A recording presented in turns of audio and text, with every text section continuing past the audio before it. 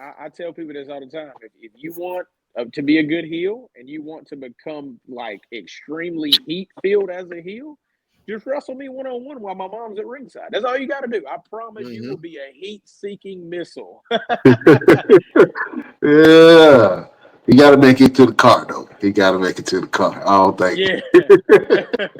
Yeah, for sure. Oh man, you mentioned some people that you used to watch growing up, like The Rock and a couple other people. Man, who did you pattern your wrestling style after? One of the absolute, I don't care what anybody says, one of the absolute greatest of all time. First ballot Hall of Famer. Should have been world champion, but he wasn't. Got done dirty, in my opinion, but he's had a long career. And I can't wait till he's inducted into the Hall of Fame. And I hope before he retires, I get to wrestle him. And he's also a South Carolina native, straight out of Orangeburg. And that's my man, Shelton Benjamin. That's Okay. my guy. That's my guy. I mean, he was just because there's not a lot of guys from South Carolina that make it to that level, right? Like the big shows from South Carolina, okay, cool. The Fabulous Moolah, she's from South Carolina, that's cool. But like Shelton Benjamin was the guy in Ruthless Aggression. There was a lot of people in that era that I really liked.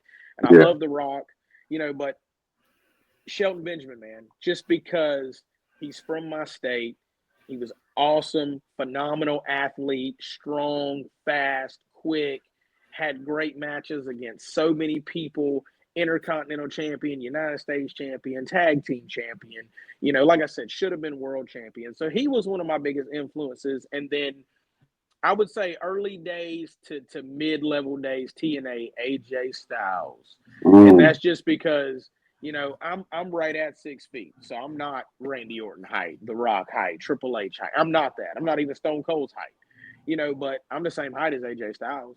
You know what I mean? And the stuff he was doing, man, and how he was just able to revolutionize, he inspired an entire generation. I don't care what anybody says. He was the inspiration behind a lot of guys, myself included, thinking we can do this, because it went from thinking like, oh, this is the land of giants, to seeing guys like him and Chris Sabin and Alex Shelley and Christopher Daniels, do this stuff and at a high level and being world champions. So those were probably my biggest two influences. I pulled some stuff from Booker T, in my move set. Like I do a scissor kick. Sometimes I do he did like the side kick. What was it called? The Harlem side kick or whatever. Yeah. I do a version of that as well.